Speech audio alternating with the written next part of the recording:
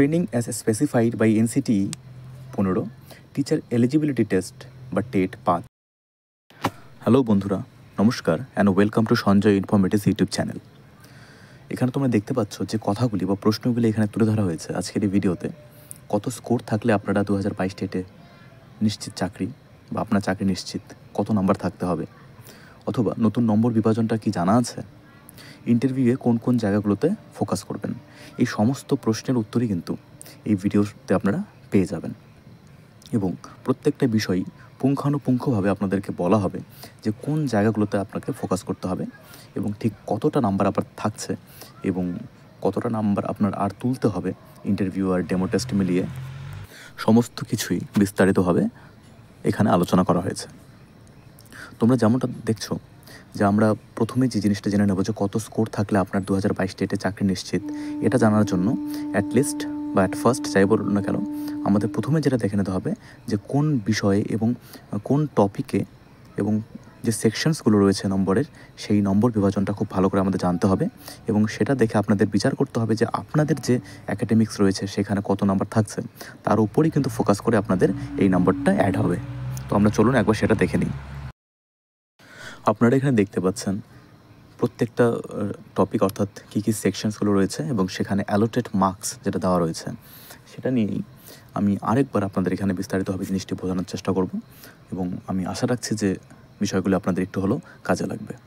তো দেখতে পাচ্ছেন রোমান 1 অর্থাৎ 1 নম্বর সিরিয়াল নাম্বারে কী বলা রয়েছে যে মাধ্যমিক pass under the West Bengal board of secondary education or its equivalent, অর্থাৎ মাধ্যমিকের যে নাম্বার সেখানে আপনার থাকছে 5, হায়ার সেকেন্ডারিতে থাকছে আপনাদের 10, training as specified by NCTE অনুযায়ী অর্থাৎ আপনাদের যে কোর্সটা আপনারা করেছেন ডিএলএড, ঠিক আছে, সেটাতে যে বরাদ্দ নম্বর সেটা থাকছে আপনাদের 15, টিচার এলিজিবিলিটি টেস্ট অর্থাৎ টেটে থাকছে আপনাদের 5, আর এক্সট্রা ক্যারিকুলার অ্যাক্টিভিটিস সেখানে থাকছে আপনাদের 5, ভাইভা ভোজ অর ইন্টারভিউ এখানে থাকছে আপনাদের 5, আর অ্যাপটিটিউড টেস্ট 5। অ্যাপটিটিউড টেস্ট যেটাকে আমরা ডেমো টেস্টও বলে থাকি। তো এই হচ্ছে নাম্বার বিভাজন প্রত্যেকটা সেকশনস এবং সেকশন অনুযায়ী যে বরাদ্দ নম্বর সমস্তটাই আপনারা এখানে দেখতে পাচ্ছেন এবং কোন সেকশানে কত নম্বর অ্যালট রয়েছে সেটাও কিন্তু আপনারা এখানে দেখতে পেলেন।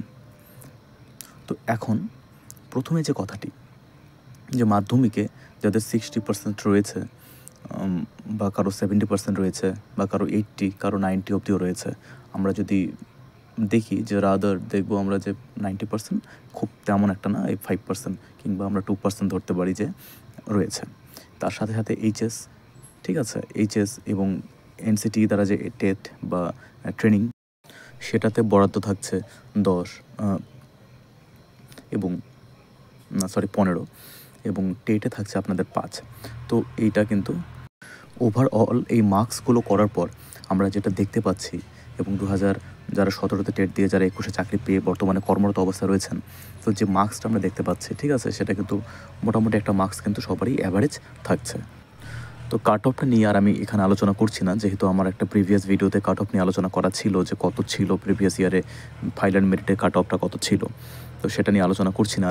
কিন্তু মানে এখানে যেটা বলার বা যেটা বলতেই হয় সেটি হচ্ছে যাদের 24+ অর্থাৎ 24+ অর্থাৎ 25, 26 এরকম যাদের নাম্বার থাকছে, যদি আমি জেনারেলের ক্ষেত্রে দেখি তাহলে সেটা কিন্তু 26+ থাকলেও অত্যন্ত ভালো হয়, মানে without viva and aptitude test, মানে যত অবধি পরীক্ষা আমাদের হয়ে গেছে এখনও পর্যন্ত তত অবধি আপনাদের অ্যাকাডেমিক্স সেটা টেটের নাম্বার মিলিয়ে যত অবধি হয়ে গেছে সেটা শুধু ধরে, আর বাকি যে 10 নম্বর রয়েছে সেটা বাদ দিয়ে যারা জেনারেল রয়েছে তাদের কিন্তু বলতেই হচ্ছে যে 25+ বা 26+ কিন্তু তাদের নাম্বারটা থাকলে অত্যন্ত ভালো হয়। এবং যারা এসসি তারা +1 মাইনাস করলেই কিন্তু হয়ে যাচ্ছে জিনিসটা, অর্থাৎ 2 নম্বরের ডিফারেন্স কিন্তু ম্যাক্সিমাম, ঠিক আছে, এর বেশি কিন্তু একটা ডিফারেন্স থাকে না। তোমরা দেখতে পারবে যে মানে আগে থাকতে পারে কিন্তু বর্তমানে যেটা দাঁড়াচ্ছে সেটা কিন্তু তেমন একটা মার্জিন আর পাবে না, ঠিক আছে। তো 2 নম্বর আগা পেছা তোমরা করতে পারো। তো ওভারঅল যদি আমরা বলি যে এসসিদেরকেও যদি আমরা বলি যে যদি 25+ থাকে তাহলে কিন্তু তারা নিশ্চিত মানে থাকতে পারো যে ইন্টারভিউটা ভালো করে জাস্ট তোমাদের দিতে হবে এবং আসল খেলাটা যেটা বর্তমানে দেখা যাবে সেটা হচ্ছে কিন্তু ইন্টারভিউ। তো আর জেনারেলের ক্ষেত্রে বলবো যাদের 27+ আছে বা যাদের 25 আছে তারা কিন্তু খুব ভালো করে চেষ্টা করে যে 30 ক্রস করার, তোমরা নিজেরাই দেখতে পারবে যখন ফাইনাল কাট অফ বেরোবে জেনারেলের কিন্তু অ্যাভাব 30 থাকবে, 32, 33 যেতে পারে কিন্তু, আর এসসিদেরও কিন্তু 30-র আশেপাশেই বা 31 এরকমই থাকতে পারে। তো মোটের উপর যেটা বলা হবে বা যেটা বলতে চাচ্ছি আমি এখানে, যে তোমাদের কিন্তু এসসি এসটি বা জেনারেল নির্বিশেষেই বলছি আমি, তোমরা খুব ভালো করে ইন্টারভিউ প্রিপেয়ার হও, কারণ সবাই কিন্তু বহুদিন ধরে যেহেতু সময় পাচ্ছে সবাই, তাই সকলে কিন্তু খুব ভালো করে প্রিপেয়ার হচ্ছে। তো ইন্টারভিউয়ে যারা দেখো 7 পেয়ে যাবে তাদের 25 থাকলেও কিন্তু 32 হয়ে যাচ্ছে, আর সবারই যখন এভারেজ নাম্বারটা এগিয়ে যাবে তখন কিন্তু কাট অফটা অটোমেটিকলি কি সেটা এগিয়ে যাবে, আর যারা ভালো করে প্রিপারেশন নিচ্ছ না তারা কিন্তু পিছিয়ে পড়বে। তাই একাডেমিক্স বর্তমানে যাই থাকুক তোমরা কিন্তু ইন্টারভিউর জন্য ভালো করে তোমরা প্রিপারেশন কিন্তু নিতে থাকো।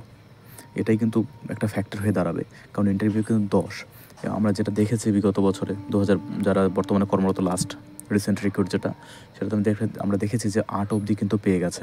তো যদি কারো 2400 থাকে বর্তমানে, সেটা কিন্তু 32-এ দাঁড়াচ্ছে। আর একটা অ্যাভারেজ এসসি এসটি তোমরা যাই বলো না কেন, একটা অ্যাভারেজ মার্কস কিন্তু থাকছে 25+। তোমরা খোঁজ নিলে দেখতে পারবে যারা 2022-এ টেট পাস করেছে তাদের কিন্তু অ্যাভারেজ যেটা মার্কস সেটা কিন্তু 25। তো তোমরা এবার নিজেরাই ভালো করে বুঝে নাও যে কম্পিটিশনটা কোন লেভেলের হতে চলেছে। তো এখানে যারা ইন্টারভিউ ভালো করে দেবে তারাই কিন্তু অনেকটা এগিয়ে যাবে। তাছাড়াও তোমরা দেখতে পাচ্ছ যদি আবার 23-এরটা অ্যাড হয়ে যায় তাহলে কতটা বেড়ে যাবে। বা আমরা দেখেছি যে করোনার সময় অনেকে মাধ্যমিক উচ্চ মাধ্যমিক দিয়েছে, তো তাদের যে নাম্বারটা অত্যন্ত হাই স্কোর, তোমরা সেটা সকলেই অবগত আছো সেই বিষয়ে, তো এই বিষয়ে বলার কিছু নেই। আর লাস্টে যে প্রশ্নটা, ইন্টারভিউয়ে কোন জায়গাগুলোতে ফোকাস করবেন।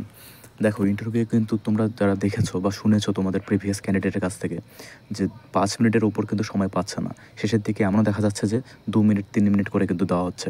তো সেখানে প্রশ্ন কিন্তু জানতে চাওয়াই হচ্ছে না, ঠিক আছে, ওই 1-2 কোয়েশ্চেন অথবা নিজের ইন্ট্রোডিউস বা নিজেকে ইন্ট্রোডাকশন করা, তো সেটাই যাওয়া হচ্ছে। আর তার সঙ্গে যেটা মাস্ট চাচ্ছে সেটা হচ্ছে কি আমাদের ডেমো। আর ডেমো কোন বিষয় যাচ্ছে, ম্যাথামেটিক্স রিলেটেড। তো তোমরা অবশ্যই ভালো করে ম্যাথ আর ইংলিশের কিন্তু ডেমো প্রস্তুত করে যাও, এবং তোমরা সমস্ত যে তোমাদের শক্তি সেটা কিন্তু ডেমোর উপর লাগিয়ে দাও। ডেমো কিন্তু তোমরা যারা ভালো করে দেবে তারা কিন্তু সেখানে একটা নাম্বার পাচ্ছেই, আর বাকি কিন্তু একটা ওভারঅল নাম্বার তাদের উঠেই আসছে। তো +7+ বা 8+ নাম্বার তোলাটা কিন্তু তেমন একটা ফ্যাক্টর নয়।